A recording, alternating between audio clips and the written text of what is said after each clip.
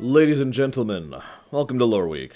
Now, right at the beginning, I'm going to kind of ignore chat for a second, because what I want to do is I want to talk about something at the very beginning of this video, so anyone watching it on VODs or watching it on YouTube have an easy reference to be able to be like, hey, here's the pin thing.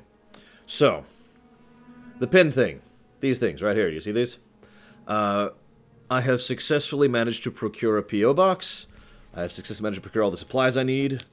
We're going to officially be selling these pins. So here's the deal. I want to talk about three major things with regards to the pin thing, okay? First and foremost is what I'm going to need from you.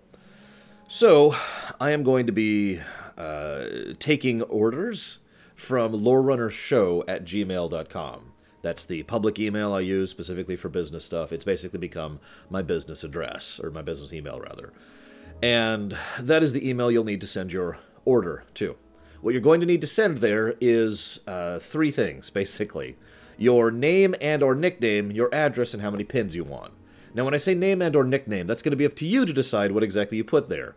I have experienced many times in my real life where certain shipping areas or certain places will basically require the, whatever your legal name is in order to be on the postage for you to be able to accept it. Some places don't care. I have literally, so, to use one example, I once sent a package to my girlfriend. This is forever ago, of course, back when I actually had girlfriends. And I sent it to a nickname, which I'm not going to tell you right now. And she had to go down and verify that it was her, and it was her address, and blah, blah, blah, and she knew who it was coming from in order to make sure she got it. It was a hassle, in other words. So, in that case, probably should have put, her actual name, which was, of course, Bobina. That kind of thing. So determine for yourself what you want. No, this was an octopus girl. This is after that. Determine for yourself what you need to put there in order to make sure that you actually receive this mail. Point 2, address. Obvious. I am not going to say we're not shipping to international concerns, but there's another thing related to that, which we'll get to in a minute. Finally, how many pins you want. Now, I'm capping this at 2 pins per person, because I don't have that many. And I don't know how many orders we're going to get exactly. Now, before you go any further, you're probably wondering, well, how am I going to pay for this, Lore? So this is the final thing. I actually went looking this morning to try and find a name for this financial model, and I couldn't. Rack says it's crowdfunding, but it kind of isn't. Here's the deal. What we're going to do, again, I'm not really trying to sell these for profit. That's not the goal here. So what we're going to do... Okay, rewind. I don't want to sell them for profit, but I'm not swimming in money. So basically, I need the costs of doing this covered. Make sense? So what we're going to do is we're going to go ahead and take however many orders we get. This is going to be a first come, first serve, by the way, just as a heads up. But we're going to take orders. I'm going to go ahead and, get rid of that. It's going to be coming in these things, by the way. It's going to be these little purple envelopes that I've gotten just for this. So if you see one of these, it's from me. And I'm going to have to go ahead and ship them. And then you guys are going to... What's going to happen is I'm going to tally up how much all of this cost after everything is shipped. So I'm going to eat the initial investment, in other words. Then I'm going to say, all right, guys, here's the amount. And I'll just put up like a thing on the website saying, this is how much it costs. This is how much money I need to cover it. And on faith, I'm going to presume that you guys are decent people and are going to actually help me pay for the costs of having already done so. Make sense? This is, there is a term for this financial model, I swear, but I can't think of what the heck it's called. Because the idea is you can put in however much you can afford. The idea here is some people are not going to be able to afford the $30 or whatever that their pin is technically going to cost because of shipping concerns, but other people are going to be able to afford it. So everyone goes ahead and puts in how much that they can in order to cover the overall cost. Now, I trust you guys enough that this is probably something that I feel like you guys are going to be able to cover. But I don't even have the beginnings of a price range because I haven't tallied it all up yet. I've been keeping receipts, obviously, but because I keep receipts on everything. But I have no idea how much this is going to cost. I literally can't know how much this is going to cost, not until we're done. Make sense? So, that's the pin thing. Now that that's over with, go ahead and switch this down. So you might notice we have a voot thing. There is indeed a voot going on right now. And I need everyone to voot as soon as I find said voot. Give me just a moment. Where's the voot? There we go. Voot! Found it. If you want to know how to sign up for the pins thing, rewatch the VOD. I'm not repeating myself. There you go. There's the voot. Alright. So now that we talked about the pin thing, now that we've talked about the voot, now that we've talked about Dream Whisper, who is, of course, incredibly insane, but that's okay. Spyro, so noted, and thank you very, very much, Dream Whisperer, as ever much appreciated. Before we go any further, you might notice that my glasses look exactly the same as they always do. That's because the new glasses don't fit in two different ways, actually. So, you probably can't tell. So if you look right now, anybody who doesn't wear glasses probably don't know this, but this part of the glass is supposed to basically sit on your ear. Well, the new glasses were sitting closer to about here on my face, as far as how long they were. They were just way too short. And they were I can't really visualize this one, but they were too short this way. So they were pressing into my skull like a good centimeter or so. So, so yeah, they are now emergency glasses. Fortunately, thanks to everything that was set up, I only really have to cover the 30 additional bucks for a new pair of frames, but yay. My head is very fat. Yes, I've said that since I was a kid. Funny thing, when I specifically looked for the type of glasses they had that are large enough that they might actually fit my gigantic fat head, there was like 15. Out of the hundreds, only 15 were that large. Anyways, random news, random news. When the frames adjust in time. I don't think the frames can grow, Anthony. I think that's a possible thing. Let's see. So, Blades, Elder Scrolls Blades came out, sort of, I think. As soon as it came out, it was like, hi!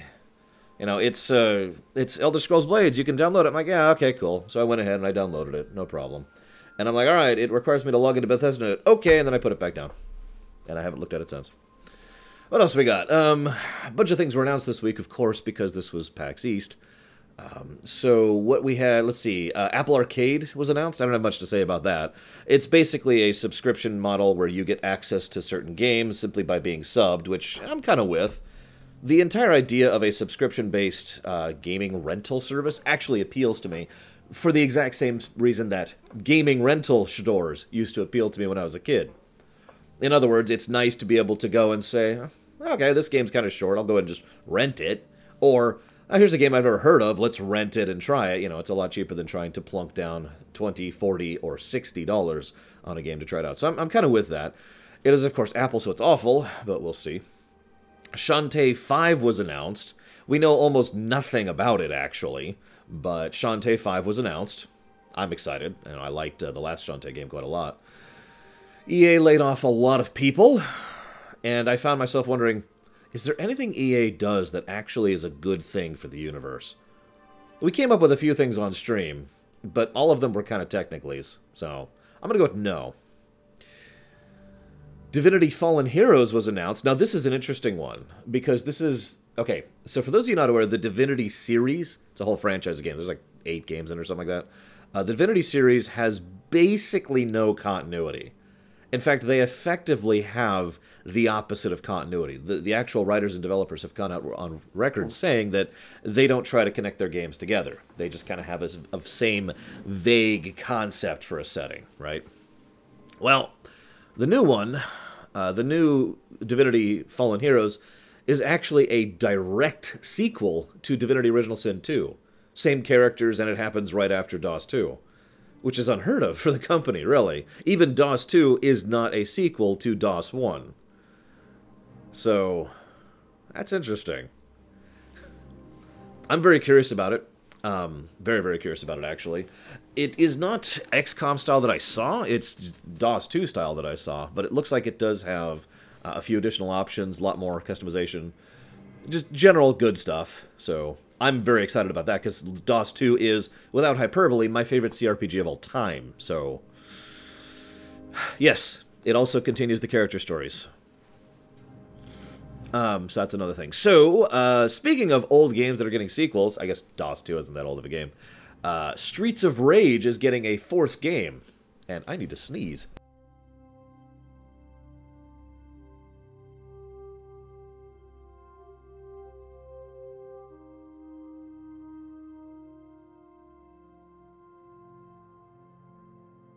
So for anybody who loved the old Streets of Rage games, Streets of Rage 4 is coming out. There was a playable demo at PAX East. It apparently actually plays pretty smoothly, as you would expect from that. So, woo!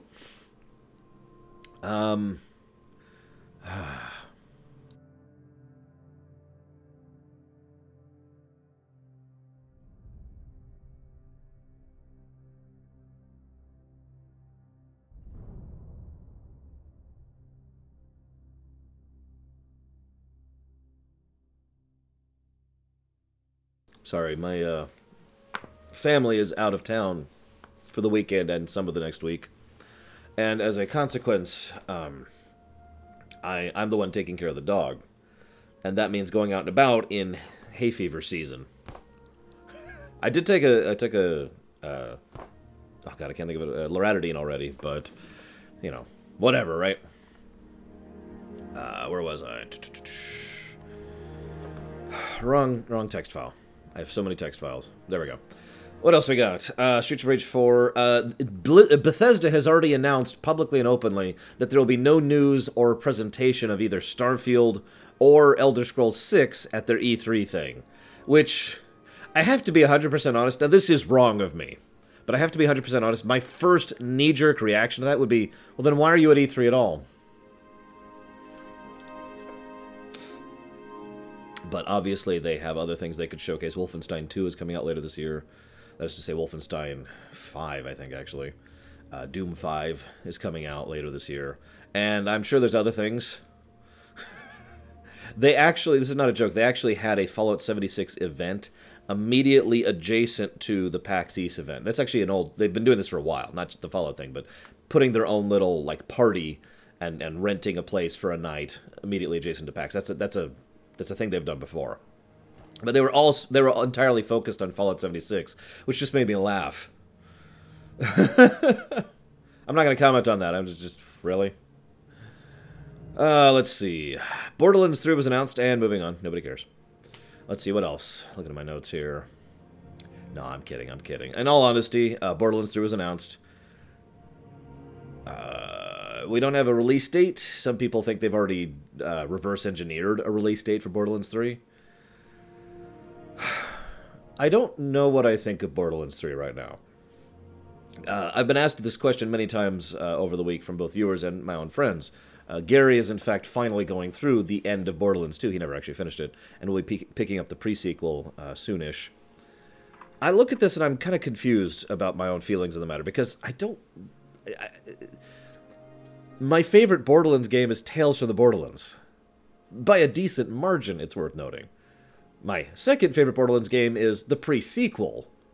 Like, I really actually enjoyed the pre-sequel more than 2. And I used to not say that, but the more I thought about it, the more I processed it, the more I was like, yeah, no, I think I preferred pre-sequel overall.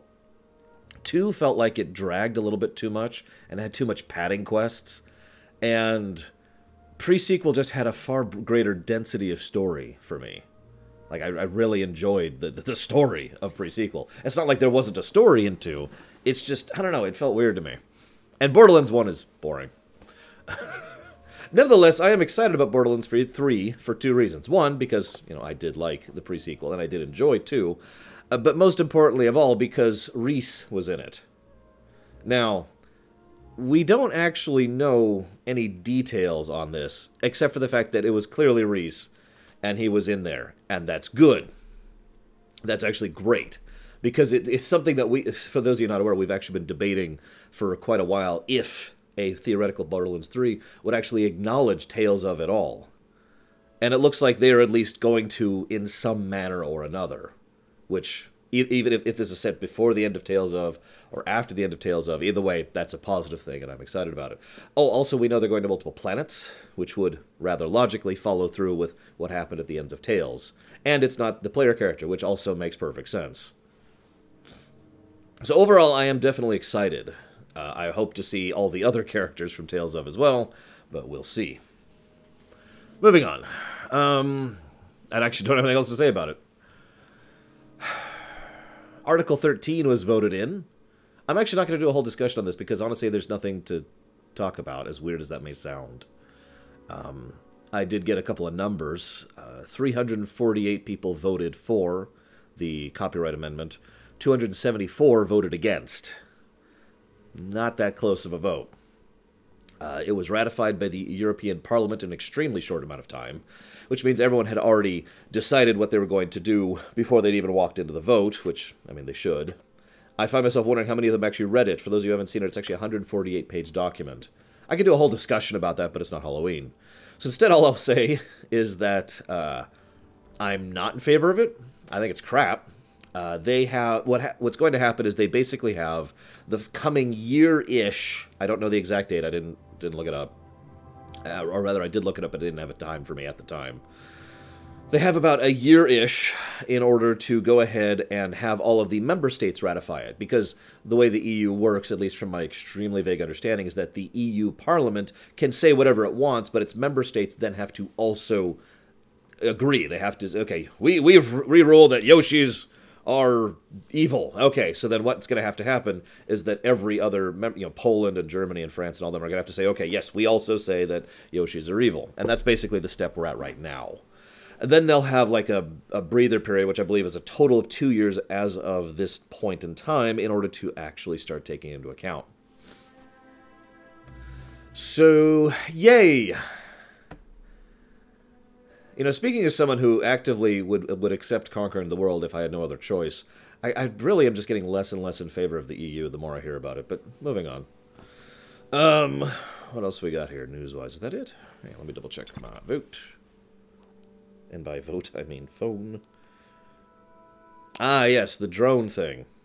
So this is something that may or may not matter to any of you, but drones were used for commercial purposes just last week.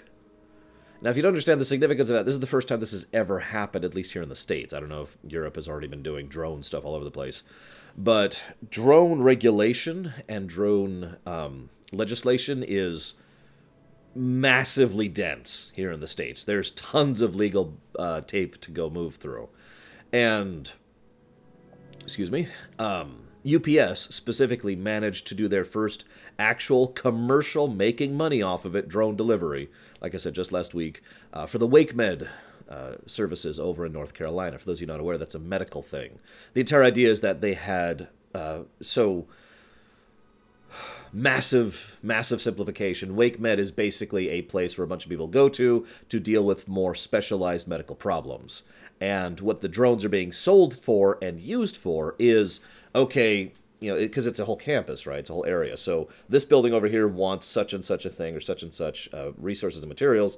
The drones will then pick it up and go, bzzz, and then go over there and then deliver it to them. Yay.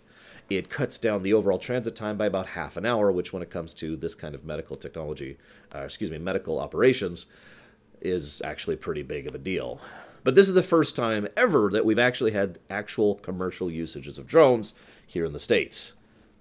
And that's kind of a big deal because it's been theorized for a while that it would never happen, that the legislation here in the United States would actually slam down and not allow commercial usage of drones. We'll see if it goes anywhere from here, but this is the first step for that.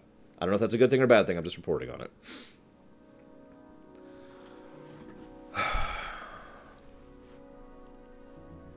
Now, next point, we're going to go ahead and... This is technically still random news.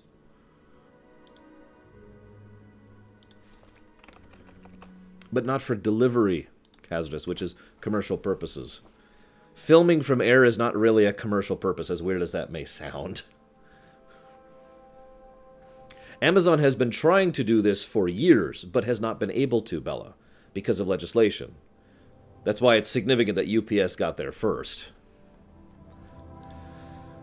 So I'm going to share something that one of our viewers, one of our fellow lore walkers put forth, named Vigilant. Vigilant's awesome. He's a fairly regular person. I don't know if he's on stream right now, but Vigilant put this together. So he's been teasing that he wanted to start donating to something other than Dark Messiah of Might and Magic, which, you know...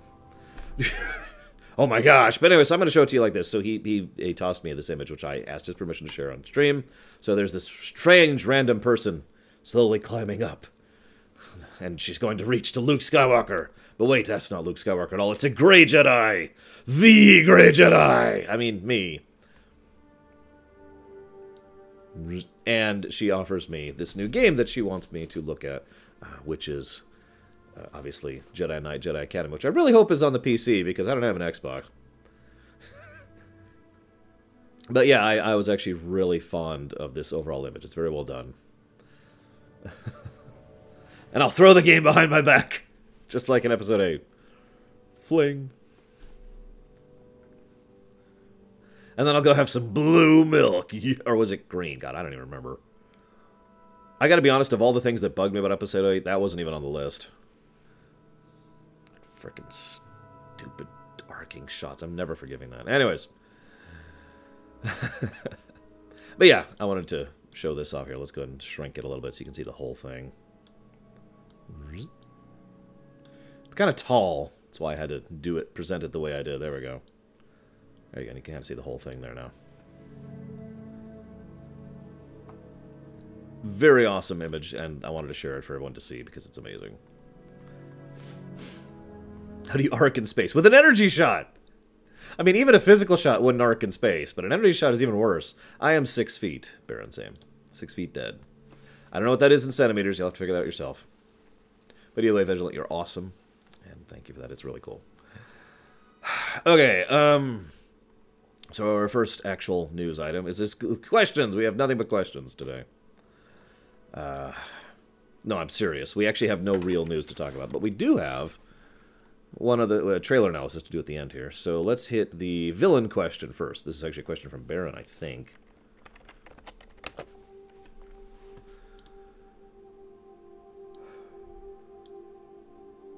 And make sure you vote if you haven't.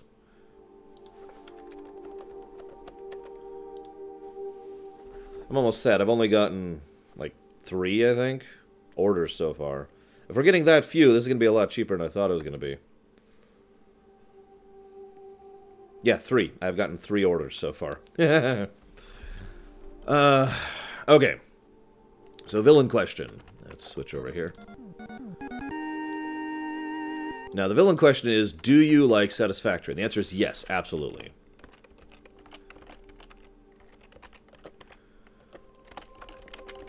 I'm really looking forward to trying that game out, especially when it actually comes out of alpha or open release or whatever the heck it is right now. Thank you very, very much. As ever, much appreciate those subs. I've already jotted that down to Satisfactory. You're awesome. Thank you.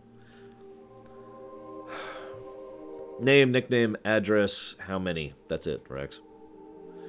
Preferably 1, because we're capping it at 2. I don't have that many. I got like 47, I think, something like that. Where's the question? Okay, so the question is, I'm looking for how I would... Oh, we're up to 4. I was looking for advice on writing a galactic supervillain story with heroes, villains, and politics. But the idea is to show that this villain is smart, charismatic, and a horrible human being, while being a multi-layered, three-dimensional villain, while keeping the series fun, engaging, and suitable for kids, teens, and adults. So how would you write that? Go! I'll wait.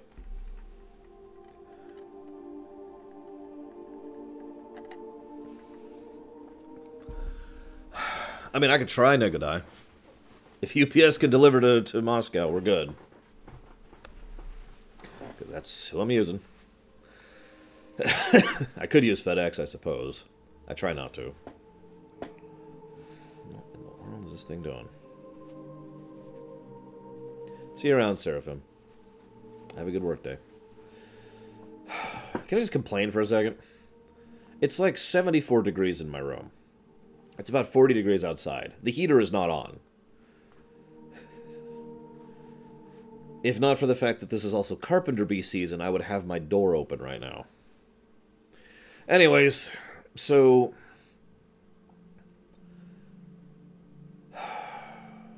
Obviously, I mean, someone in chat already said it. I kind of default to Palpatine on this one. Because what you need is a villain who has ideas... They did what, Corellis? Hang on, if Satisfactory is Epic Games only, we're probably going to just axe that one.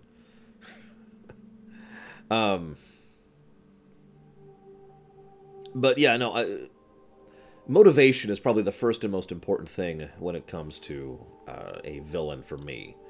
If I'm writing a villain, I need to make sure that they want things, or that they want ideas or concepts or whatever. And that's important, because motivation kind of drives most characters. But again, the important part is motivations. Don't have a villain whose motive is to be evil. And I know what you're thinking, why would I have a villain? Dragon Quest. I'm sorry, but as much as I absolutely adore the Dragon Quest series, most of the Dragon Quest villains are, I'm evil, and that's as far as that goes. And there's nothing else to that. Wow, that really sucks. Well, whatever. We can put Satisfactory off. Yes, just don't be evil stupid. Don't just be, I want to conquer the world. Don't just be, I want to rule on high as Sultan. Even some reasonably interesting and charismatic villains, I'll use Jafar from Aladdin as an example there, is someone who really his motivation is fairly simplistic. The only thing that actually makes Jafar have an additional layer to him at all is his relationship with the actual Sultan, who is a bumbling, doddering idiot. And we can see that, and that helps to make Jafar a little bit more relatable, as weird as that may sound. But if you really boil it down, Jafar really only wants one thing. I want to rule on high as Sultan, the most powerful sorceress in the world. The universe is mine to command, to control. That's not a motive. I know that sounds strange, but it's not. Power is not a goal. Power is a means. So we need to be able to have multiple layers to what the villain wants. That's rule number one. Rule number two, power is the ability to do. That's how I always like to define power. And having the ability to do is nice, but you still need to use it to do. There still needs to be a do. You're still trying to reach a point there. Now, I don't know anything about Game of Thrones, which is why I keep not mentioning that. But yeah, so that's the first thing. Second thing, making them a horrible human being. Honestly, there's only a few ways to really go that way. To be completely blunt. Because you can have someone who is detached, you can have someone who is sadistic, or you can have someone who is kind of a blend of both. And that's in my opinion, the only real ways for a fictional character to be a horrible human being. And that sounds like a weird statement, but what I mean by that is we are writers, right? I mean, to some extent or another, we are the authors. We are the people who actually write the stories, either in our heads or on paper or for shows or games or videos or whatever, right? We're not horrible human beings. We can't actually think like that because it is so antithetical to our being to think about the horrible things that people really have done to other people in real life. This is something I've talked about several times. This is something that I have mentioned several times. There is no real way for a writer to actually delve into just how horrible people can be without basically just copying real life or defaulting to one of the two things I mentioned. Someone who is detached or someone who is sadistic. Let me give you an example of both. And have you ever seen Braveheart? Because the king in Braveheart, he's detached. The casual, like just bland way he says, well, we have reserves, is a perfect example of what I mean by detached, horrible human being. In other words, people don't matter to him. Why would they? We've got other men. They're irrelevant to him. They have no significance or import beyond being another number on a spreadsheet, right? Option two is, of course, sadistic. That's easy. You can probably think of a dozen villains off the top of your head which are sadistic, who just straight up enjoy causing pain to others or making suffering happen or whatever. Yeah, exactly, Hazardous. So that's the horrible human being part. Now, making her smart and charismatic. Honestly, the best advice I could give you on that one is to rewrite and rewrite and rewrite. In other words, to sit down and figure out, like, write your villain's actions, and then go back and be like, Okay, let's start over again and rewrite them. And then go back and start over and rewrite them again. You have to polish it. You have to spend the time doing more than just a first draft. Because that's, in my opinion, how you write smart. I know that sounds like a strange statement. But the more you keep going back through it, the more you can be like, okay.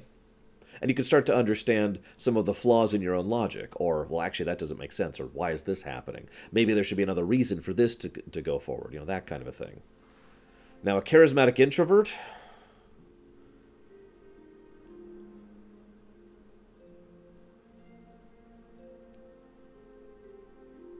Why is my first question. Because that's almost a contradiction in terms.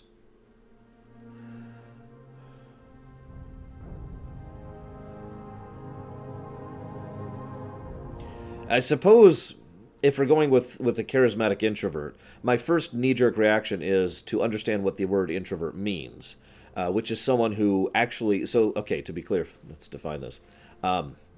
An introvert is not someone who does not want to interact with other people. An introvert is not someone who is push off. That's a hermit or a loner, depending on severity.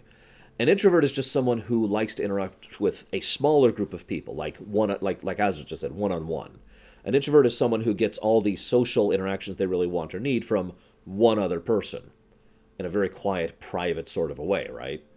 They don't like being in front of a crowd. They don't like being in the middle of a team. They don't like being part of a group. They like being there with that other person, or maybe two other people.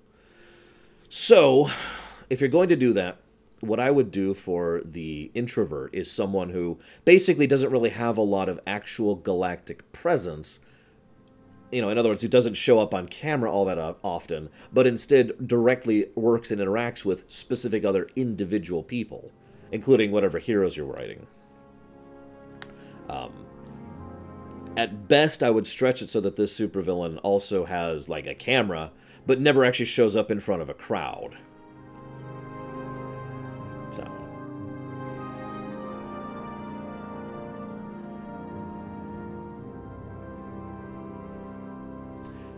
What else? Keeping the series fun, engaging, and suitable for kids, teens, and adults. That's easy. Don't go full squick. That's all that takes. That's all it takes. Right there. Because it's actually very easy to write something for kids and for adults. All you have to do is look at Pixar. Or My Little Pony. Yeah, I said it. Because all that is required for something to be for adults is for it to be smart or interesting or generally well presented, well written. Something that actually has logical coherence to itself, adherence to continuity, that kind of a thing. And all you need for it to adhere to kids is for it to not be actually horrible. Bam! Done. That's easy. That's the easiest one by far. Garak?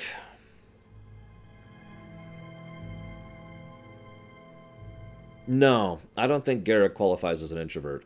Quite the contrary, I think Garak actually is very much an extrovert. It's just, I think that Garak has other issues that get in the way of his interactions with others. And I very firmly think this as I've been going through the DS9 videos for the Ruminations, because Garak loves interacting with other people, and he basically leaps at every opportunity to be able to have a new person to interact with. It's just, you know, those people basically have to reach out to him first, and he can't flat out say, I want to be your friend, because Garak is Garak, right? Yes, don't treat the kids like idiots. That's extremely important. Don't treat your audience like they're idiots. That will appeal to the full gamut. Kids are not stupid. I know that sounds like a strange statement, but trust me, kids are not stupid. Do not treat them like they are. Adults are stupid.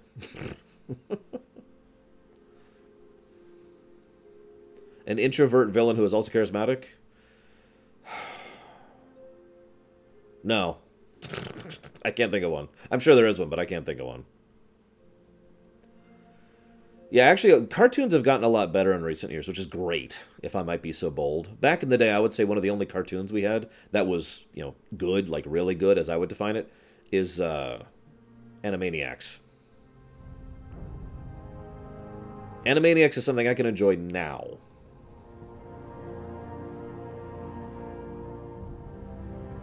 You know what I mean? I don't know who that is, Doctor Who.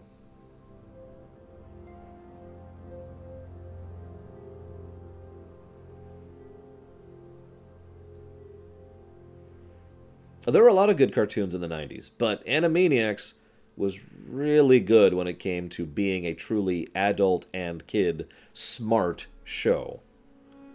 That was a very well-written, very well-presented show. Now, I suppose I'm also disconnecting myself from the DCAU, so I would also add the DCAU to that. But honestly, I never felt like the DCAU was aimed at kids. I don't know, that's just a weird thought, but whatever. But I suppose we could also add the DCAU, if we wanted to add that, because it deserves it. I've praised the DCAU how much on my show? Anyways.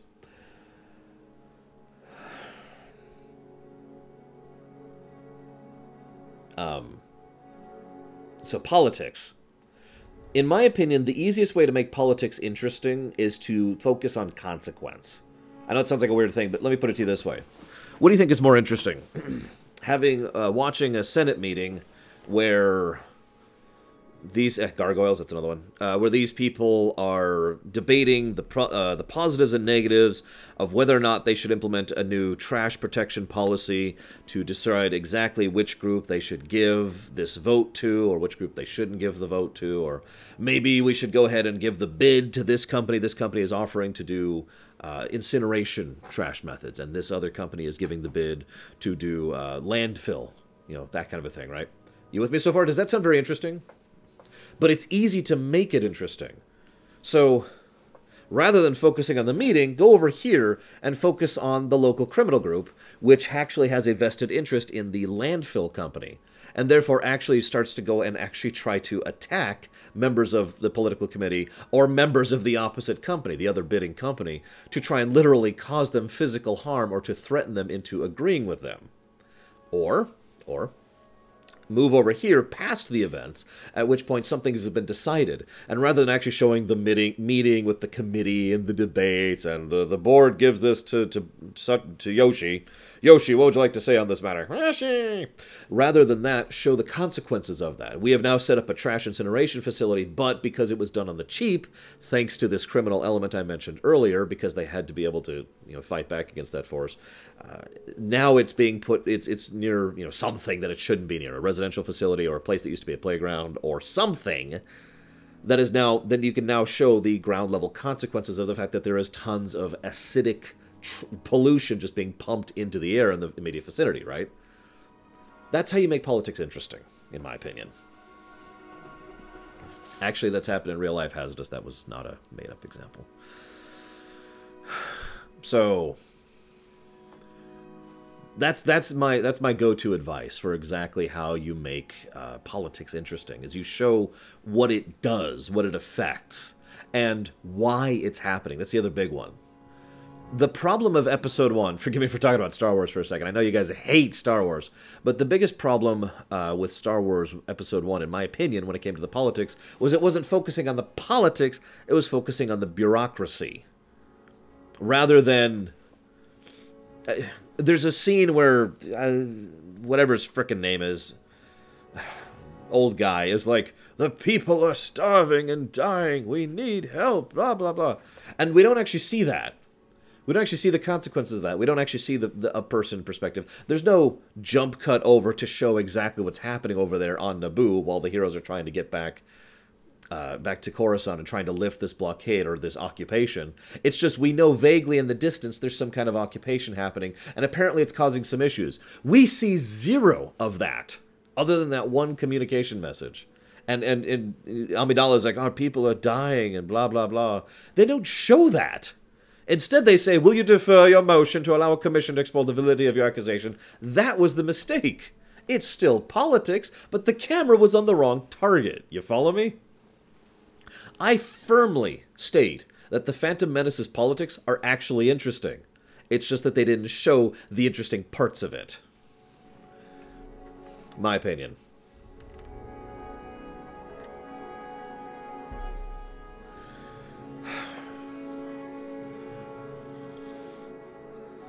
Episode 1 was very weird.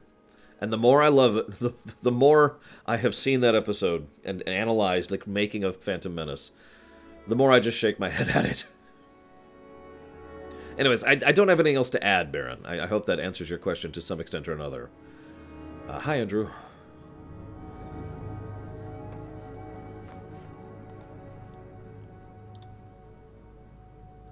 Here's another thing you do, just while we're talking about Phantom Menace really quick. One of the other things you could do is, again, show consequence. So, one of the ideas of Phantom Menace was the Republic has gotten old and bloated and rotten, right? I mean, we all know this. That was a very recurring thread back in the EU and virtually every work of Star Wars before Phantom Menace. So, showing that on screen, I'm with it. Here's the thing. Here's the thing.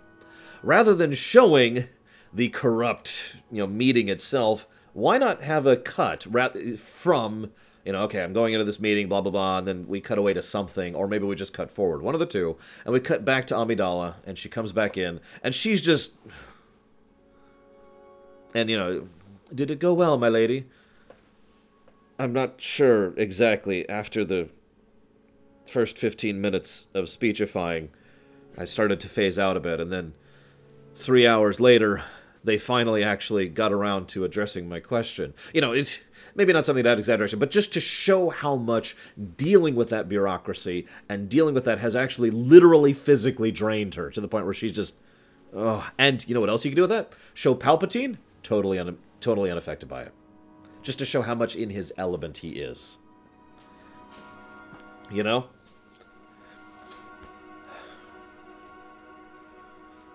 Well, why does she want to take over the galaxy? Again, motive. Yeah, for Palpatine, it's a Tuesday. For her, it's just... Are you okay, milady? Senator Palpatine, I never fully appreciated what you do for us in the Senate meetings. Oh, it's no problem, milady.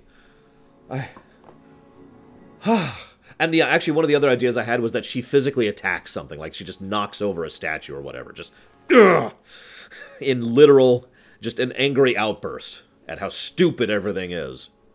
They wouldn't even bring to board the idea of actually looking into whether or not my claims are valid. They actually bothered. They actually pulled forth a motion to set up a subcommittee whose entire purpose is to determine whether it's valid, whether or not they go decide to look into my claims. Bam! Just something like that.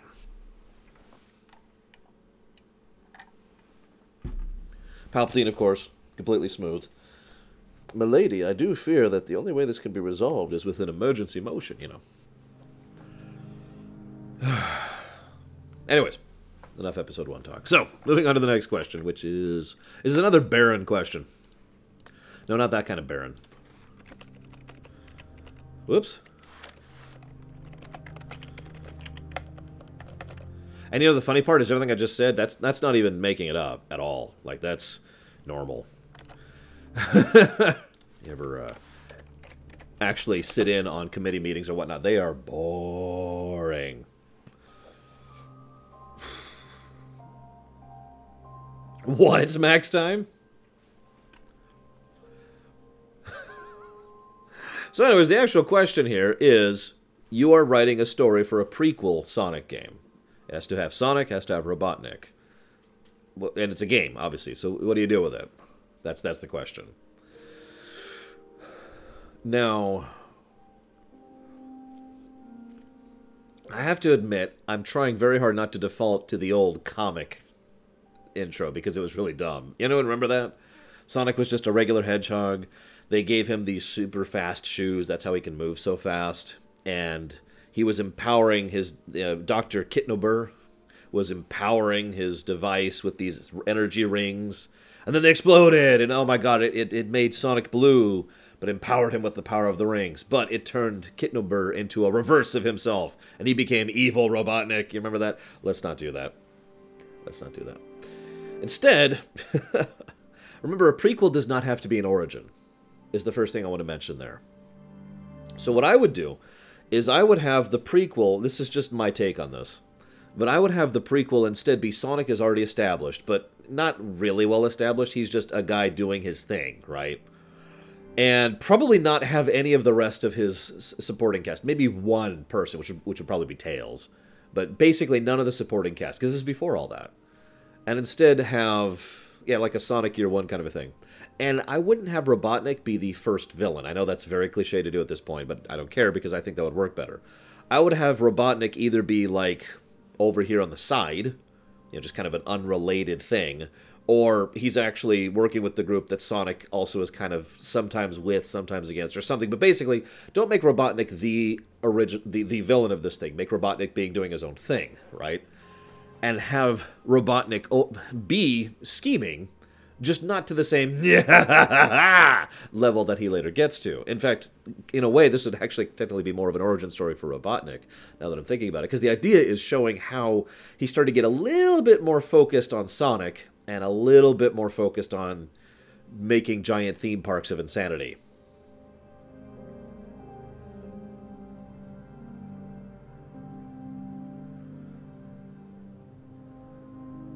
That could work, Doctor Who. That could work. For those of you not reading chat, Doctor Who posits that Robotnik is lower rank in a larger corporation, and Sonic basically helps Robotnik take down the corporation, which leads to Robotnik getting a lot of resources and a lot of personnel that he otherwise wouldn't have, and blah, blah, blah. Yeah, we could also have him discovering the animal drive, maybe even with the help of Sonic, helping him to realize the usage of that particular power source. There's a lot of ways we could go with this. Now, game-wise, well, a Sonic game is a very dangerous thing to make, because literally, no matter what you make, people won't like it, because Sonic fans. So, I shouldn't say Sonic fans, that's actually inaccurate. It'd be more accurate to say Sonic fandom.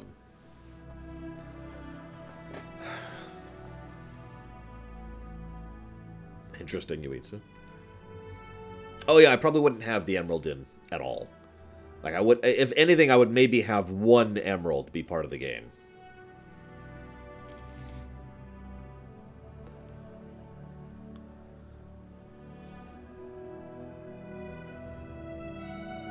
Possibly Lycon. Would be an interesting take on it, wouldn't it? Especially then he would have to kill her to prevent her from taking over. Yeah, I firmly say no emeralds. Firmly. At most, one emerald, and have it be towards the end. Like, have it be something that is being used or being studied or whatever. But basically, no one really knows what the emeralds are or can do yet. That's important. Because this would then lead to part of why Robotnik becomes so interested in the emeralds in the future. And is aware of what they can do. That kind of a thing.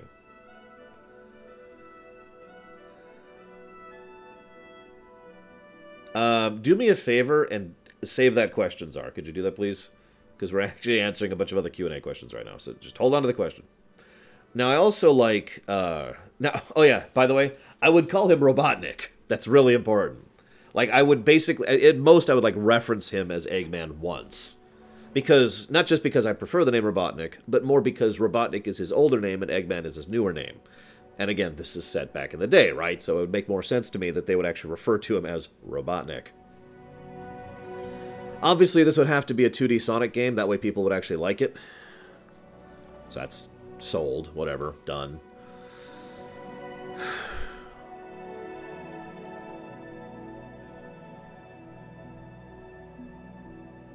I mean, I love several 3D Sonic games, including Sonic Colors is just one of my favorite Sonic games.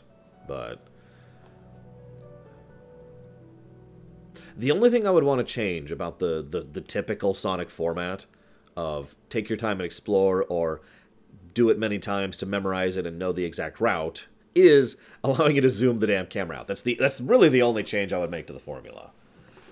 Maybe make it something you can earn, but just let you zoom the camera out. That is my hugest, biggest, just... oh, I hate that. Anyway, excuse me. Point being... other than that, it would just be a Sonic game. I don't really feel like there's a big need to change the formula, and any variances into a different genre would just make people hate it. Oh yeah, like the minimap thing in Ori and the Blind Forest. And Amy's there, of course. Amy's actually the main character. We play as Amy the entire time.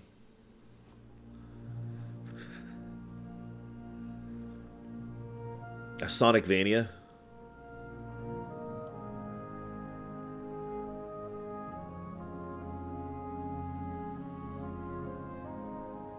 I actually like that idea. It would be really difficult to pull off, though.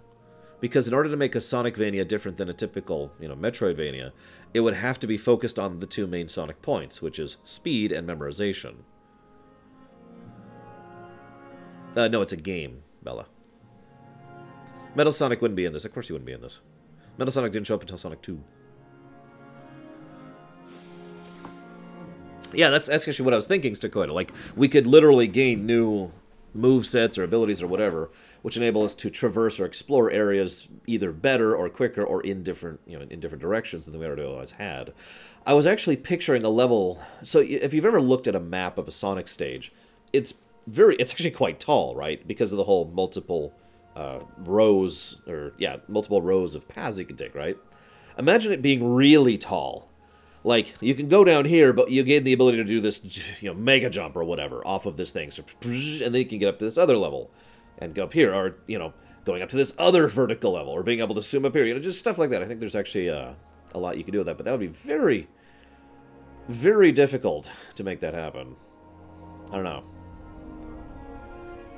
Well, technically, there's also 3 Metal Sonics max time, which is why I'm just kind of whatevering.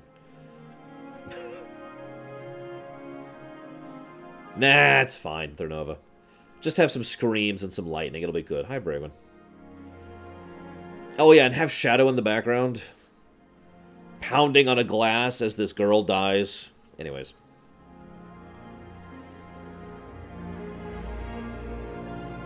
I don't think I make Robotnik playable. If anything, I would have Robotnik serve... Have you ever played Spectre Knight? The Spectre Knight campaign of Shovel Knight.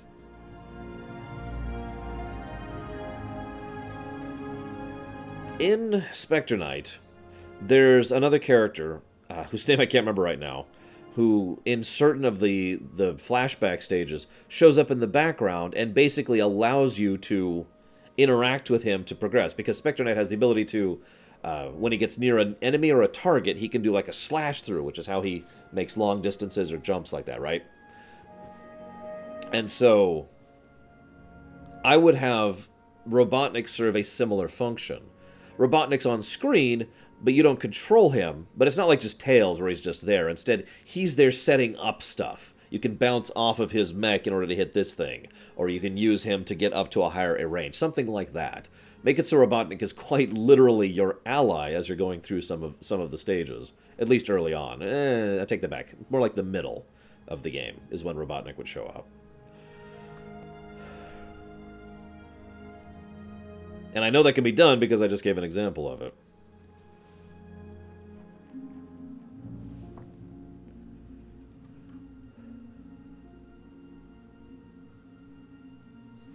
Why does everyone keep ordering 2 pins? Don't make me restrict it to 1, please. Like, literally, I have 5 orders for 2 pins. That's 1/5 of my supply. Stop ordering 2 pins. Hey, Avatar One. I'm glad you liked the Dragon Age lore run. It was very fun going through that. And I'm glad you liked it. If you want to stay in chat, we're just doing Loreweek right now, which is kind of a question-answer news kind of a thing. But we'll be playing a game later. Speaking of which, make sure you guys vote on what game we'll be playing later. Yeah, go watch the VOD, Larry, and I give all the details there. So, I think I'm going to call that question answered. Moving on. We have a cutscene question. Now, this is a fascinating question about game design. And I really wanted to address this one on camera.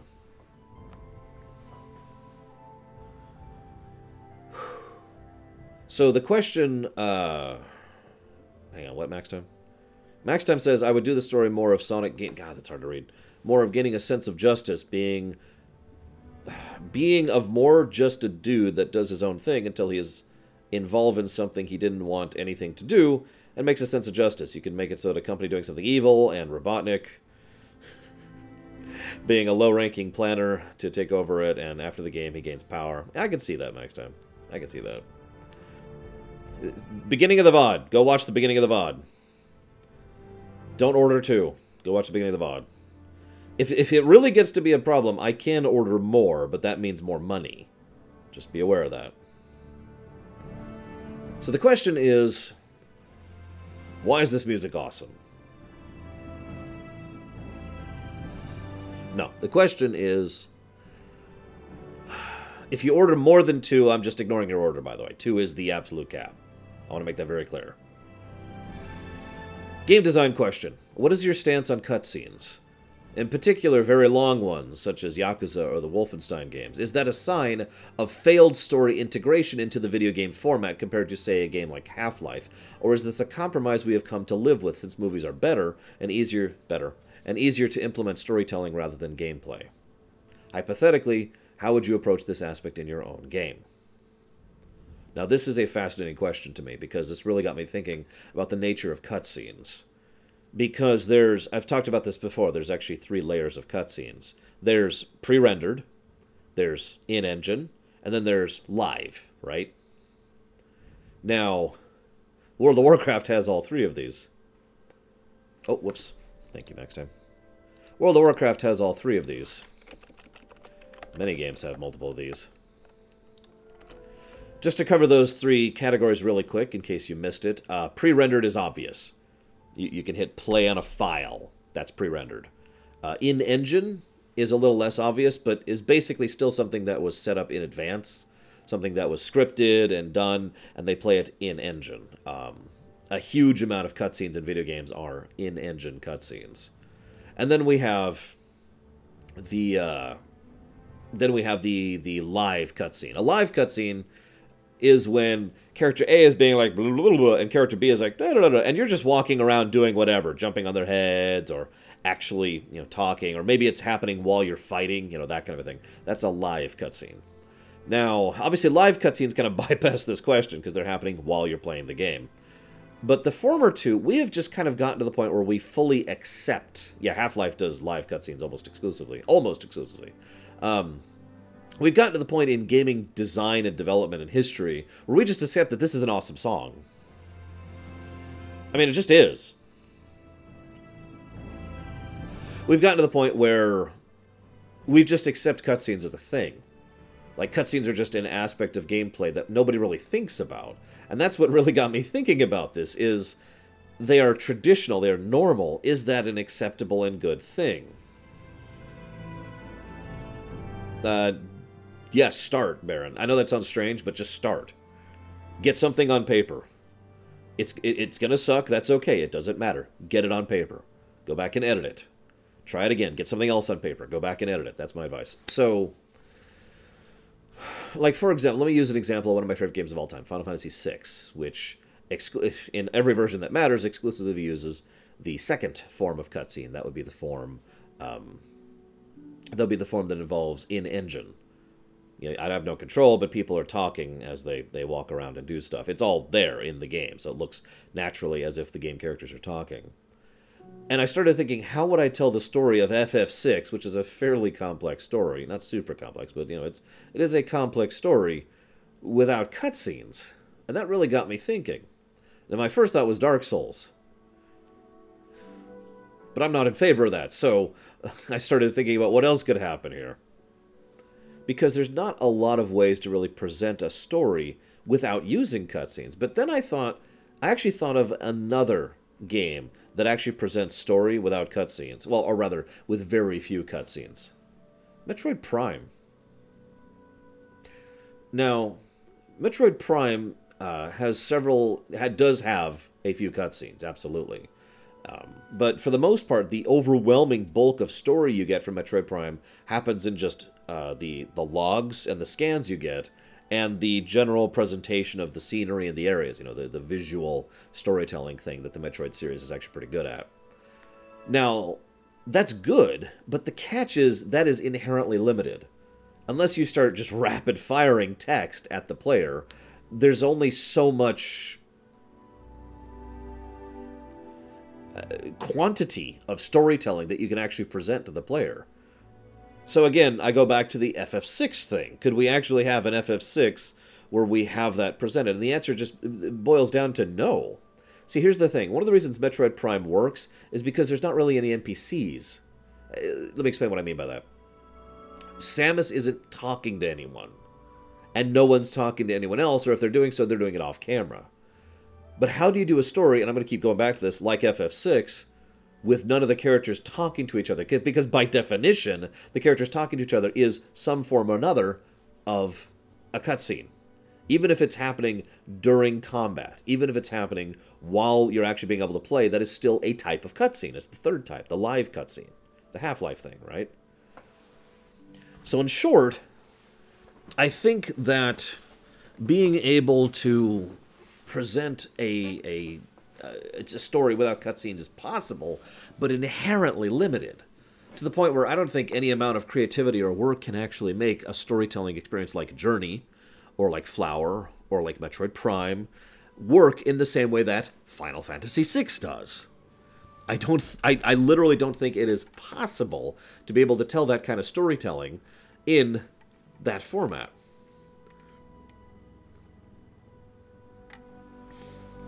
That's my opinion. But again, a lot of people have just given examples. Journey, Shadow of the Colossus, Amnesia, Outlast, and Alien. None of those have significant scenes with people regularly interacting with other people. Which again brings me back to my point.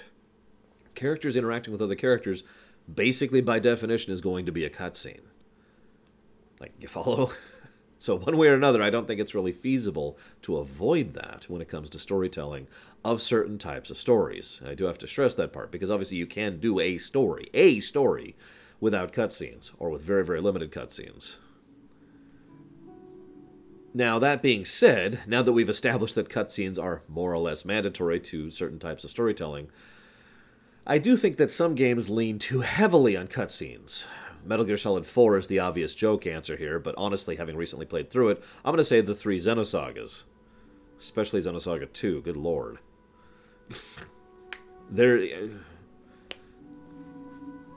Quantity ratio between gameplay and cutscene, this is something that needs to be worked out, right? This is something that needs to be part of the equation. And in my opinion, usually most developers don't even think about this equation. It's not even on the board for them. They're just telling cutscenes and then doing this and telling cutscenes and doing this. I like Metal Gear Solid 4 too, Doctor Who, but there are a lot of cutscenes. And again, the ratio is kind of distended on that one. Excuse me.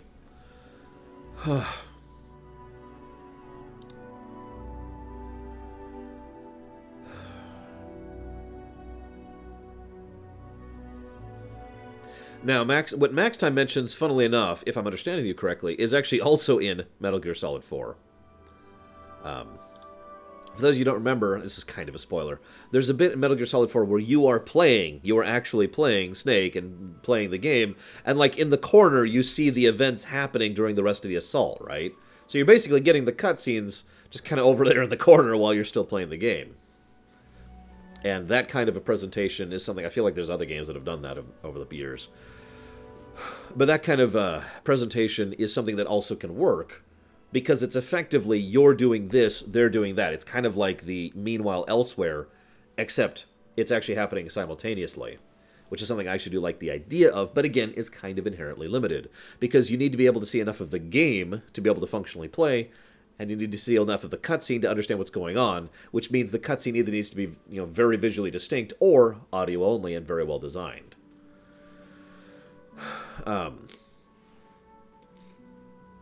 Yeah, exactly, next time. God of War 4 also does a lot of presentation of its story reasonably well, although God of War 4 leans extremely heavily on the live cutscene button, which works. Don't mistake me, it actually works excellently well. And indeed, I do personally believe that live cutscenes are kind of the way to go for a lot of game designs. Even FF6, imagine if... Let's use a direct example. Imagine if most of the character interactions were actually happening while you were going through town, while you were talking to people and buying stuff from the shop. And you just hear Locke and Tara and Edgar just kind of chatting and discussing things and figuring out where they need to go next, and most of the relevant information being presented, as well as usual character development, etc., while you're actually going through South Figaro. That kind of a thing, right? Yeah, the GTA vehicle conversations is another excellent example of what I'm talking about. Now, you need to do that well, because otherwise you have GTA, like, 1 through 4, where you could just, oops, I got to the destination too quickly. How many times, I do this on stream a lot because it's habit at this point in my life, how many times do you just kind of get close to your destination and you just stop the car so you can hear the rest of the conversation, right? Now, GTA 5 actually did a much better job of that exact same concept. But 5 still had the cutoff problem. It just was done better. 5 also had the different conversations thing, which I also think was a good idea.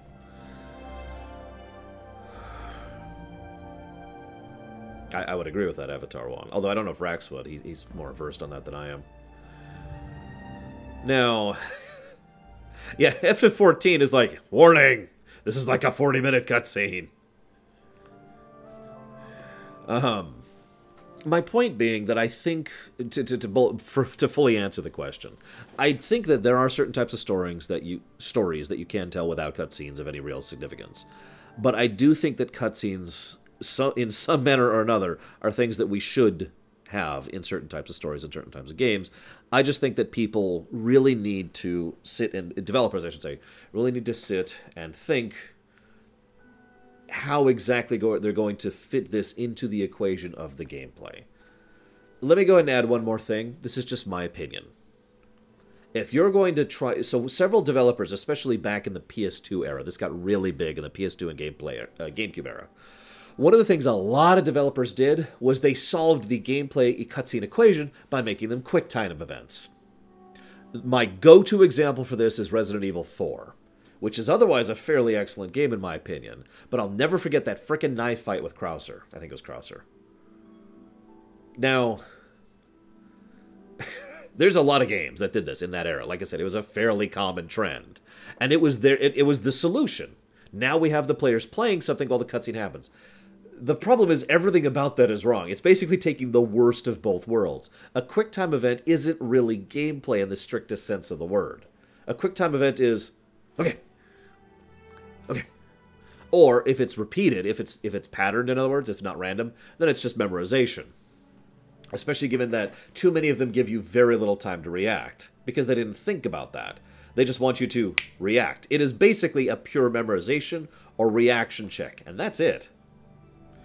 And while you're focusing on those, you're not paying attention to the cutscene. And the cutscene itself has to have actions happen that involve you hitting buttons. Or the button presses are completely disconnected with the events actually happening on screen. So, you see the problem is, Undertale is very definitively Type 2 in-engine cutscenes. Like, almost exclusively in-engine cutscenes. The only exceptions will be the live cutscenes, and those are the ones that are happening during fights.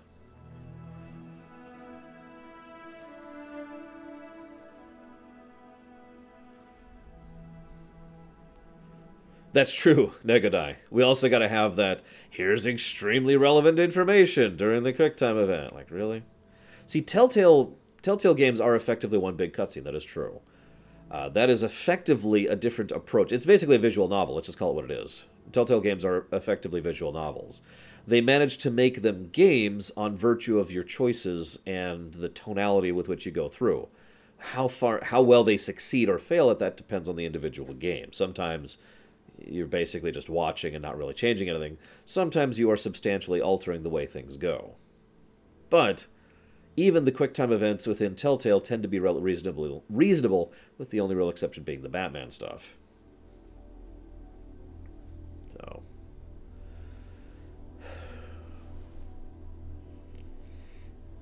you're right, Dakota. You're absolutely right. There's actually conversations I, to this day, have never heard in FF15 because Imperial's above us!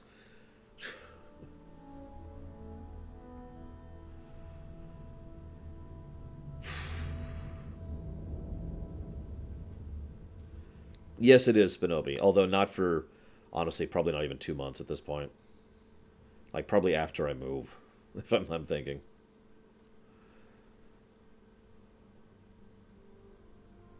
Anyways, I think that's about all I got for the cutscene question. It's a very fascinating question. There's a lot of thoughts that can be said about that. Let's move on to the Jurassic Park question. You guys like Jurassic Park? Anybody like Jurassic Park? I love Jurassic Park, the original. That is a really, really good game.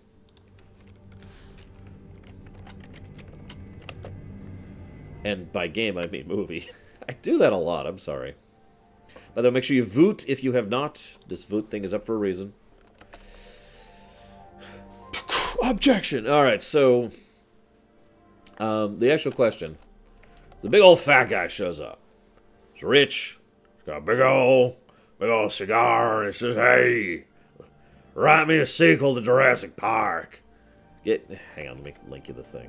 Where's the vote? Copy. Paste. There you go.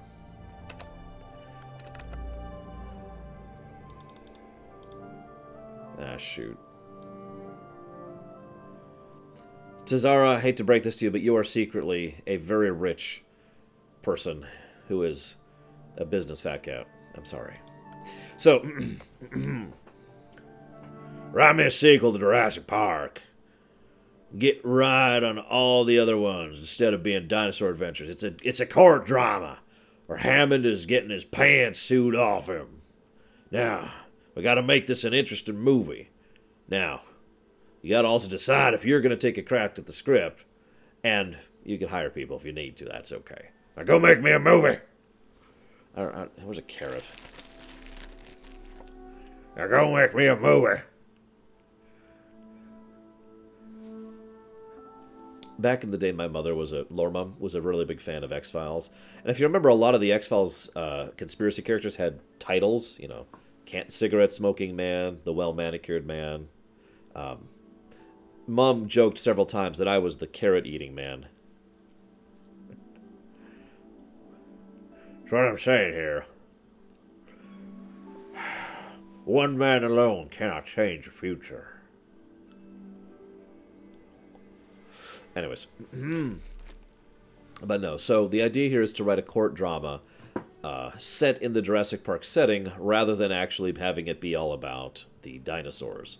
Now, my first and obvious thought here is to not call it Jurassic Park, or to make Jurassic Park the subtitle. In other words, do not emphasize the phrase Jurassic Park. Otherwise, you're straying into false advertising. Not legally, but literally. So, you know, I don't know, call it the Fall of John Hammond or whatever. Something like that. Or Fallen Kingdom. I actually like that. So, Fallen Kingdom. The Trial of John Hammond. You don't need a subtitle, but something like that, right? And the idea is to have it be about all of the legal repercussions that would hit Hammond in the face. Now, the catch is we'd have to decide how the court would actually go. Because in real life, Hammond would lose. Let's just go ahead and be honest about that one. Now, one of the ideas I had when I was looking at this question is make it several cases at once. Make it so that Hammond is basically simultaneously being... I know this isn't how legality works, just work with me. It's fiction. It's fiction! Real-life court dramas are not actually fun. Make it so he's effectively being sued in multiple countries at the same time. For different reasons. And have it be that, for example, Hammond is present at one hearing, and one of his lawyers is present at another, and another of his lawyers is present at a third.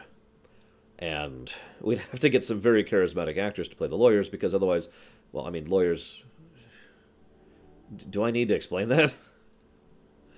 Now, I like the idea that effectively in most of the courts, what would happen is functionally a settlement.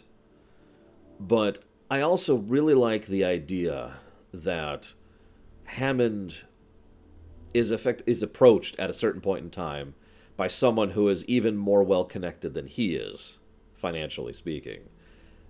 Maybe someone from the corporation that was actually mentioned in Jurassic Park 1, which I can't remember the name of right now. It isn't InGen, that's them, but someone else. Anyways, point being, from the books, right? And have them approach him and be like, I'd like to make you an offer. And have Hammond... Like the idea would be the presentation of Hammond's character. The man who was so idealistic to the point of naivete throughout the course of the first film. To the point where he just really wanted to make the flea circus for his grandkids, right? That's all this was really about. And to have the man who has already had a lot of that innocence beaten out of him by literal death and actual devastating circumstances of the first film. And have him be... I like the owner of InGen. And have him have to struggle with does he now accept the cynicism of reality? Or does he try to hold on to any of that idealism? Does he think that he was, in summary, wrong? And I think that question right there, and the analysis of the character of John Hammond, would be the primary focus of the film. What do you do when you are a rich, wealthy person who has basically been smashed in the face, metaphorically, of course, many times? Thank you, Avatar 1. I don't think I'm very particularly awesome myself, but I am glad that you like my stuff. Don't worry, we got tons of other stuff you can watch. I stream basically every day. And I'm not sure which direction I want to take that in, but I do like what Baron already said. The idea here is, throughout the film, I would have him be bouncing to what are effectively two extremes. Now, I wouldn't present them as two extremes, but, you know, I would have flashbacks or actual people talking about the idealist, the man who just really wanted to go the flea circus, right? To show this to his kids, to have something to share to the world, something amazing, just to make it real. And then I would have the other side of the equation be the cynic, the person who realizes that the world is a dark and horrible place that is being funded by what is effectively mad science and leading to various other, horrible situations, and the funding and the rights and blah, blah, blah.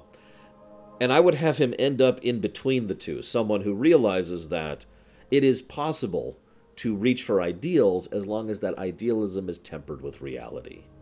The idea of being able to work for something rather than just flinging money at it. Because if you remember, his approach in the first film was fling money at it.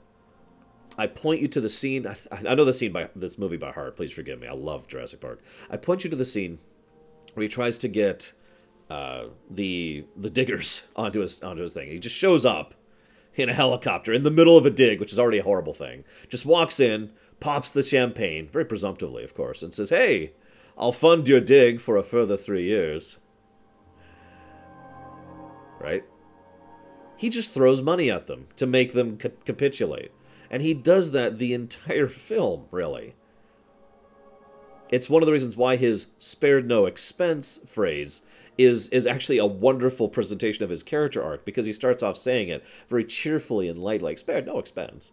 And then the final time he says it is when he's eating ice cream with, oh God, I can't think of her name. With what's-her-face, Dr. Sattler. He just says very, very quietly and horribly, "spared no expense." I love that. So I would have... That's where I would go with that. In other words, I would have him go ahead and reject the offer in the end. Go ahead and be sued and have to pay out. I would have him avoid actual prison time. And I would have him, lead into where the story could go from that point on, that idea. Well, see, that's the funny thing, Shadow Machine, because if you're paying attention, he actually was being very cheap in multiple ways throughout the whole film. That's part of the funniness of this, because, again, he was just throwing money at it, not properly utilizing money in proper quantities to make things happen, just throwing money out the window and assuming it would work itself out. Like, there were several examples of that throughout the film. It's one of the reasons I say proper budgeting is such an important task that so many people need to have in real life and in fiction. We need financiers. Damn it. Anyways, so that's my answer to that question. Oh God, Takoida. Yeah, that is terrifying. I suppose... Well, what's the next question? Oh, there is no more questions. We're done with questions. We will never again answer questions.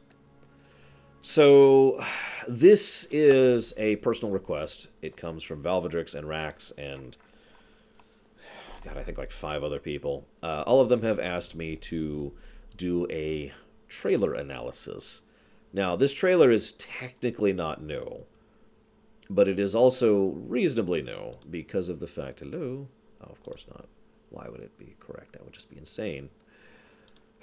It's reasonably new, and we now have information that we didn't Now, this is about Final Fantasy XIV, so I'm going to go ahead, while I get this set up, because I accidentally screwed it up earlier, we're just going to set that up there, because it is literally impossible for me to analyze this trailer without spoiling basically everything about FF14. So if you care about spoilers for FF14, this would be the time to stop watching.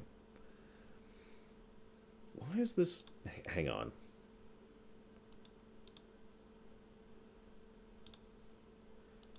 This is very strange. I actually set this up earlier, and now it's completely wrong.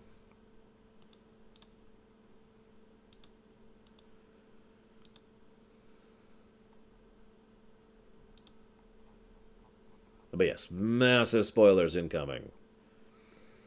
We are allowed to this is the full spoiler warning. By the time I finish saying spoilers, the spoiler dogs will be off the leash. I also want to give public thanks to Rax for giving me a version of this trailer which has subtitles, because we're going to run it and have it be muted.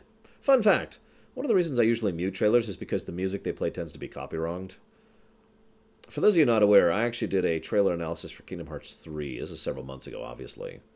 And I got copy-wronged for that trailer analysis, which was muted.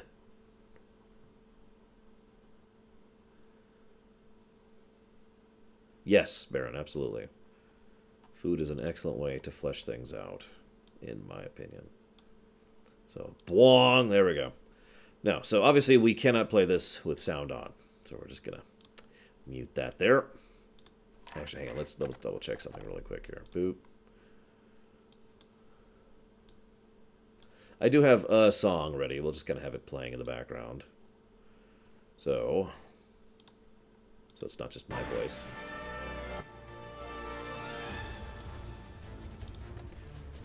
So as you can see, everything is burning. There's corpses everywhere. Oh my god. Oh wait, hang on.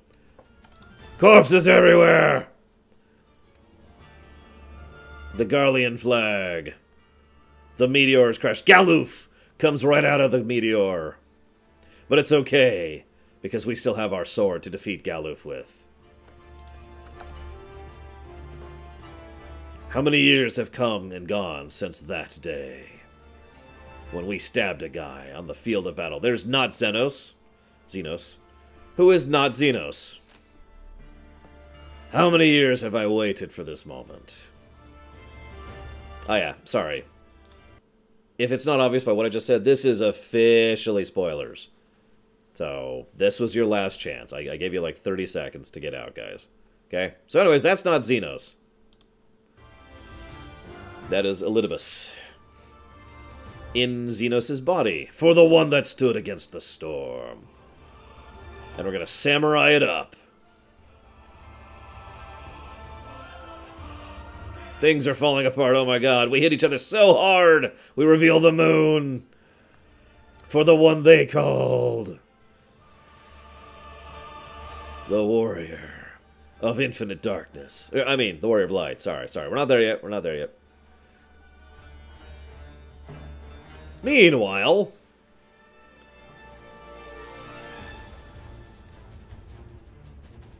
it's so impossible to keep going. I don't have much to analyze yet. So, there's the events of the end of Original, there's the events of the end of ARR, there's the events of the end of Heavensward, and... I missed it. God, hang on, let's rewind just a second. One interesting thing is that we're changing classes in action. But anyways, that is the event of... There you go, there's Bahamut right there, right? That is the end of the events of the original game. The one that sucked and was awful. Immediately after this, we have visions of the Crystal Tower, which I don't know what's going on with that yet. We'll talk about that in a minute. Then we have events of Needhog, and, oh god, that was quick, sorry. Needhog, Estinian was in there, and a brief shot of us becoming a samurai, so a very quick flash in between the events of Heavensward and the events of Stormblood. And I'm pretty sure I saw the other Warrior of Darkness in there. Weary Wanderer. Oh, sorry. Weary Wanderer. No fight left to fight. No life left to live. Huh? No, don't kill me. I'm just evil. Oh, it comes. The end. Your end. So then we fight this big angelic thing. Pause. This is a good time to mention something. One of the things FF14 kind of does is it showcases the idea of light and darkness having to be in a degree of balance with each other. Now, I mentioned that because I've talked about that concept several times, but I've never really actually seen a lot of works of fiction that actually do that. Final Fantasy III did. Kingdom Hearts started to, and then basically got away from that. And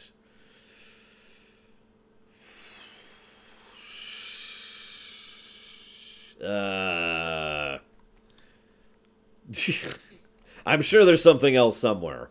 Star Wars did it in like 2 things ever, if that counts.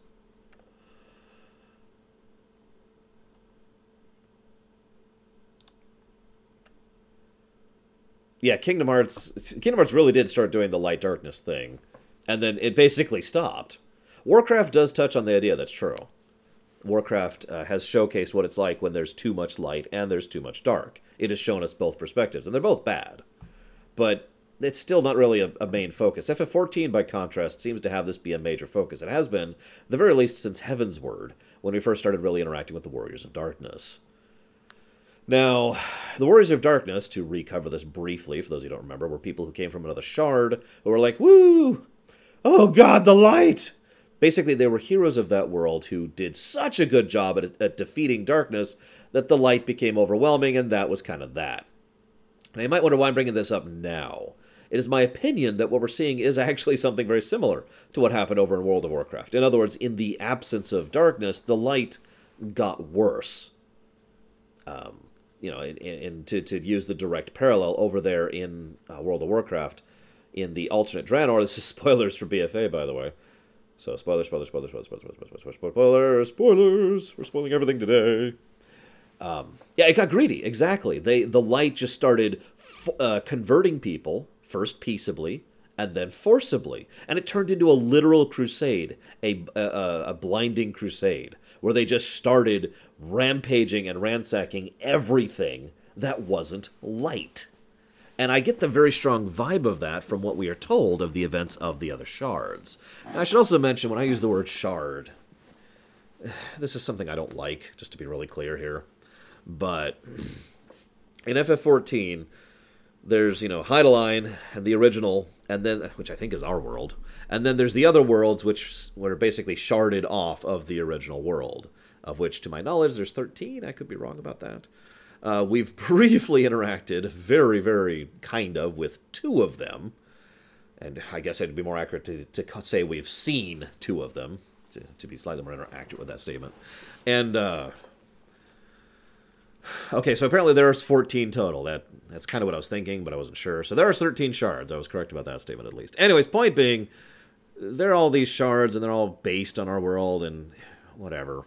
But anyways, the point being, at least one of the other shards, excuse me, that was being sliced out is the one that the Warriors of Darkness came from, the one that was overwhelmed with light. It is my opinion that when we're looking at this giant angelic creature of holy goodness, we are seeing the greed of the light turning into a holy crusade, you know, the blinding crusade, like I called it, and the idea that they just want to really overwhelm everything. Now, we know that quite a few really bad things happen when that happened, because we literally hear it from them, from the Warriors of Darkness during Heavensward. However, to my knowledge, we don't actually know the full and in-depth consequences and complexity of the situation yet.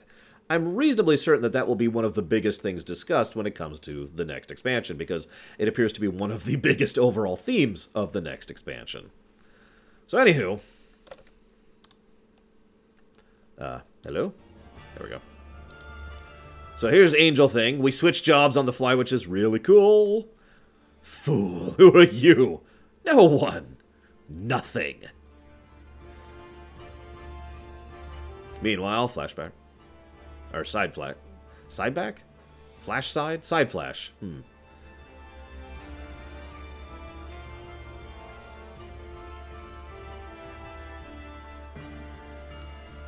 So, what sayest thou, Master Matoya? We can accept this fate or defy it, but we cannot deny it.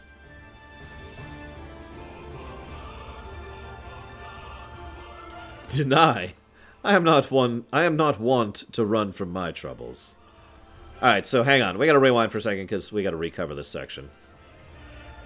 I like this song, by the way. So first and foremost, on the left, that's Urianger. Hope I'm pronouncing that correctly. On the right, that's Y'shtola. Kind of. Y'shtola is all of a sudden a black mage, and Urianger is a astrologian. Shut up, Valvatrix. Now, here's the thing. Urianger being an astrologian makes absolutely perfect sense to me. That's just a neat fit that I'm astonished that he's not already that. But her? Well, okay, so two things I want to talk about here before we move on. Now, first and foremost, I just want to point something out. How many of you guys, this is going to sound like a weird segue, but hear me out. How many of you guys have seen Final Fantasy VII Advent Children? Because I have. I like it as much as I dislike it.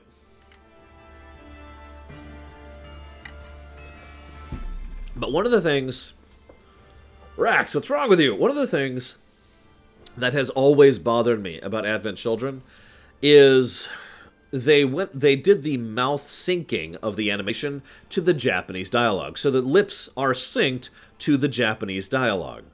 Then, when they translated to English, they did something that I have disagreed with ever since. They literally changed the English dialogue to look similar in mouth movements to what they were doing, so it looked like they were at least partially saying what they were supposed to be saying, which led to some incredibly awkward English dialogue, and in some cases, actively inaccurate English dialogue.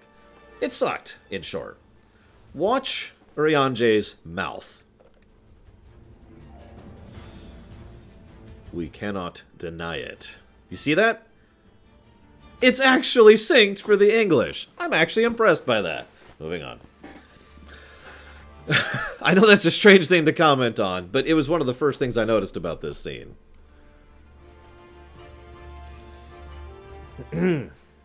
So, the other reason I wanted to talk about this is obviously Y'shtola. You might ask why, and that's because it's her voice actress. That's why. It's also her style of speech, her speech patterns. So, there's only a couple of ways to really explain this without knowing things that we don't know. I know that a lot of other people have analyzed this particular bit and another few bits that are coming up in the future. Yeah, exactly, Catabo. Because the black mages are the Sith. No, but seriously, though. It is my opinion that what we are seeing is the other us. Or rather, the other them. However you want to think of that. In other words, I don't think this is our Urianger, and I don't think that's our Y'shtola. I think this is their Urianger and Y'shtola. We already know that there's at least some paralleling between the worlds, some similar concepts, ideas, and in some cases individuals. I don't think that's literally Y'shtola. I think that's the person who would eventually have become Y'shtola. It's just the one over there. So in other words, it wouldn't have the same name. It wouldn't have the same, concepts, identity, etc. I'm saying that wrong. It wouldn't have the same name. It wouldn't have the same identity. It would just have similar concepts. I suppose a mere parallel is the closest example I've got, but I can't really think of anything specific, so whatever. Because most of fiction, when it has a mere character, they're literally just the same character, but a little different. Shrug. Now, I have heard several people theorize, yes, I know everything that just happened. I've heard several people theorize, which is what Valvadrix just mentioned in chat, I know you can't see it right now, that these are the people who, this is the host bodies that their souls have moved over to after everyone went into soul comas.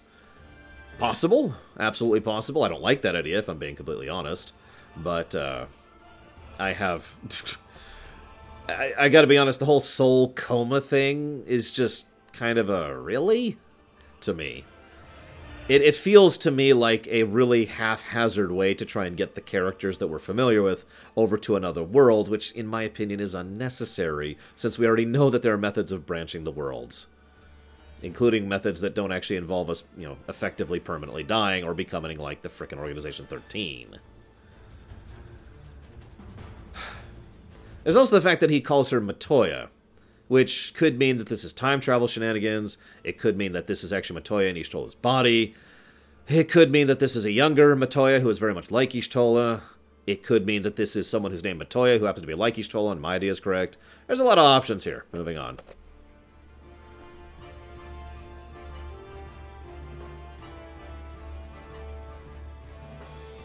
Yeah, it's true. It also could mean Matoya's the title. It could mean we're the warrior. Now we're a dragoon. We're super awesome because we're a dragoon. You notice we started out as the warrior, by the way. And then we switched over to the dragoon. And then the monk. In case you're missing that, warrior from ARR, dragoon from Heavensward, monk from Stormblood. Moving on. Oh god, burning death. Oh, it's true. We started as an archer, which even makes more sense. So there's Ishtola, Matoya, whatever. But yeah, you're right. Archer would be 1.0. You're absolutely correct. Sorry. So we're actually all 4. I like to pretend 1.0 doesn't exist. Until our friends return, I will hold the line against weird place with fat people. We are fat and evil. I don't have anything to say about that. They're fat and evil. Here's Zidane trying to help Garnet escape. Gunblade, obviously. Gotta have the new Gunbuster, or Breaker, whatever it's called. Weird Thing. I'm a weird thing. But yeah, no, that is Thancred, who is now a Gunbreaker. Again, I don't have much to say about the same characters being paralleled over that I haven't already. As we already discussed, there's actually quite a few different options for who or what these people actually are. So, I've already given my idea. It's also entirely possible that my idea and Valvedrix's idea are actually the same idea. Or in other words, they're not mutually exclusive. It is entirely possible that these are the, let's call it soul mirrors over in the first world. And that the people's souls, when they were sent over, effectively went to their specific mirror. Make sense? So anyways, this town certainly has changed. And not at all for the better. Also, my eyes are different. But that's okay, because I got a gunblade now. Yeah! Woocha!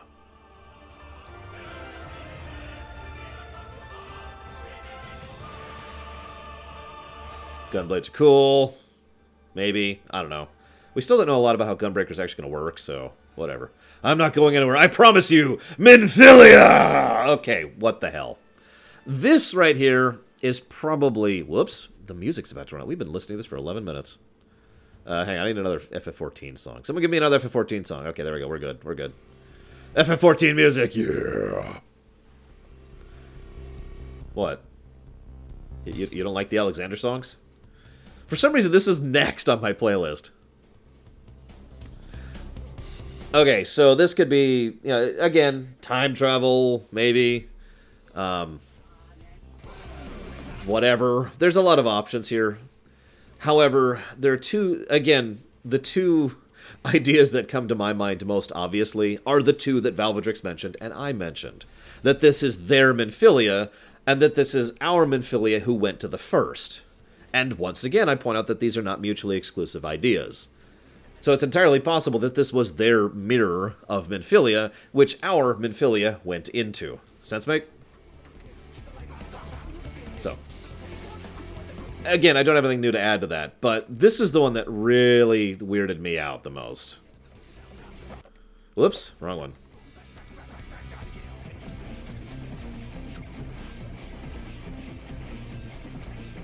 So then we see a bunch of people who have basically set up a settlement at the Crystal Tower. Now, hang on, actually, I just realized, hang on, FF14, Crystal Tower. Because there's some really good musics in there. Is this the song? Nope.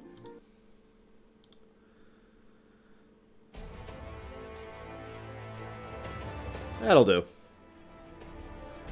So, options. This is our Crystal Tower, and we have just set up a settlement at the base of the Crystal Tower because we're stupid. Or this is their Crystal Tower, and they actually had a Crystal Tower, which is all the realm of speculation, of course. With all the mirror people, obviously. Now, honestly, the former sounds more likely to me that this is our Crystal Tower, and that just people have decided to settle up around it. I don't know why. Like, I'm just being completely blunt. I have no idea why people would actually settle around the Crystal Tower, especially given what we know about it, and the fact that we resealed it at the end of...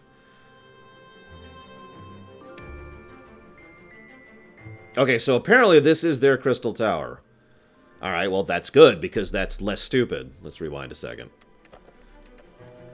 I need 17 more people to tell me that this is their Crystal Tower. They obviously use Aether Crystals, that's good to know.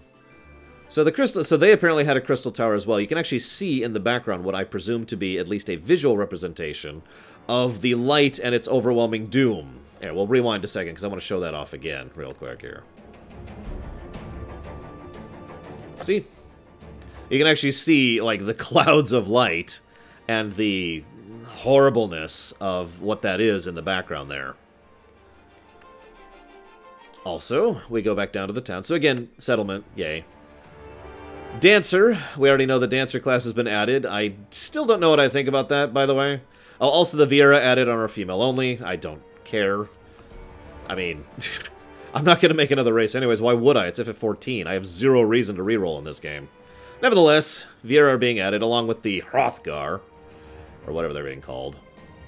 Then there's this one. Now, this makes perfect sense. This is just a representation of the shards. I'm with that. What I'm weirded out by is that guy. Who the hell is this? Look at their hand. Look at it. They are a crystal person. Anyways, this tragedy, greater even than the 7th Umbral Calamity, must be undone. And then we see, back to ourselves, fighting innocence.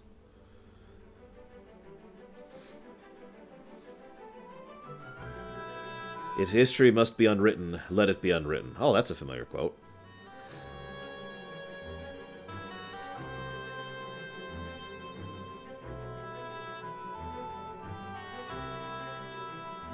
Become what you must. And so, of course, the final class change we go through to symbolize the new expansion is the Dark Knight.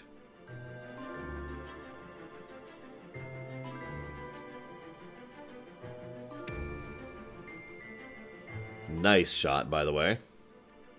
And again, we see the clouds of light in the distance there. Just, you know, that's just how much the world has been completely consumed by light.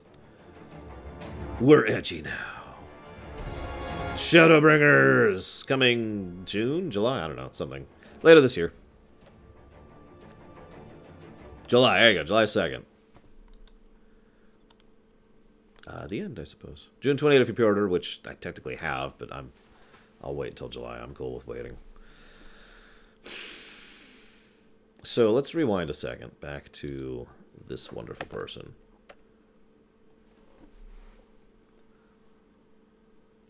Now, a couple thoughts on the crystal hand thing. First and most obvious idea on the crystal thing, it's just a result of exposure. However, you'll notice that the face is completely normal, which is one of the things I wanted to point out here. It's actually my opinion that that is literally an artificial hand. Not quite a devil breaker or whatever, but the idea of something that has been deliberately utilized in order to try and augment his or her abilities within this area. Just a thought. Now, that being said, the Grahatia theory is the one I hear the most. I don't know, if I'm being completely honest. I mean, I really hope it's not Alphino. Let me just say that. Or the Mirror of Alphino, because mirrors totally exist. But if I'm being honest with myself, I would rather this be a new character. I mean, don't mistake me. I'm fond of continuing and recurring characters, but we're going to another world. Can we have a new character show up? Just a thought. Oh yeah, I suppose I should mention some of the things that happened in the latest expansion, listen to me, latest patch, while talking about this, because we know that Emperor Evil is still being written weirdly, for lack of a better way to put that. I really don't know what I make of that at this point in time. I kind of wish that they would decide where they're going with his character. Oh. I do also think that the what the hell's going on with the other Xenos? You know, the actual Xenos, who is probably actually Xenos. Now, one of the theories I've heard multiple times, actually, is that Xenos, as a consequence of his, shall we say, unique lineage, actually has the ability to body hop, just like the organization does. I'm not sure what I think of that idea. It would be a simple explanation, but I have to admit I am at least partially biased here, because I just don't like Xenos as a character, the real one. I find nothing interesting about him. And so all I see is, hey, you remember that guy you don't like? He's back! We'll see if they do anything interesting with it. I don't know. I mean, I will get what was supposed to be mine, and he looks up, and there's the flag of the Garlean Empire, and blah, blah, blah. Whatever, as they say. I'm so happy that Xenos is back. Well, I hope you get a good night's sleep tonight! Exclamation mark. And enjoy Dumbo, comma. I'm not seeing it myself. Period. I hope it's good. Period. No, I agree, Death God Sky. The one and only thing they did interesting with his character, in my opinion, of course, is the boring. Not the boring, sorry, the boredom. The fact that they made Xenos bored. That's probably the only thing that made him interesting at all. In my opinion, of course, obviously. I gotta be honest, I think it's all I got. I'm not sure why you wanted me, of all people, to comment on this. I really don't do a lot of FF14 stuff on my show. I play this game casually on the side in my spare time with my friend Pax. Except I can't play this game with my friend Pax because this game hates co-op, but let's not get into that again. I am curious where the story is going. Of course I am. I am still interested in the story, despite Stormblood. But what I am most fascinated by is what I already mentioned. The idea that they're actually basically going all in on the idea of balance being a good thing. Too much light, bad. Too much dark, bad. Because there's still a lot of questions, in my mind at least, that are still hanging there about Heideline and Zodiark and their relationship with each other. And the nature of what exactly balance actually is. Because if you're going to tell me that balance is a world in which we have to go murder puppies to make sure the world isn't destroyed, I don't know if I agree with you, you know. So it'll be interesting to see where they go with it. And, of course, we will be incredibly stupid because we're the Warrior of Darkness, and that's what we're good at, is being incredibly stupid. That's all I got. Spoilers over. I'm going to go ahead and chop off the local recording. And we're going to... And I'm probably actually going to do an early lunch. And then you guys we're going to tabulate your vote and see what you guys voted for. So, for those of you watching on YouTube,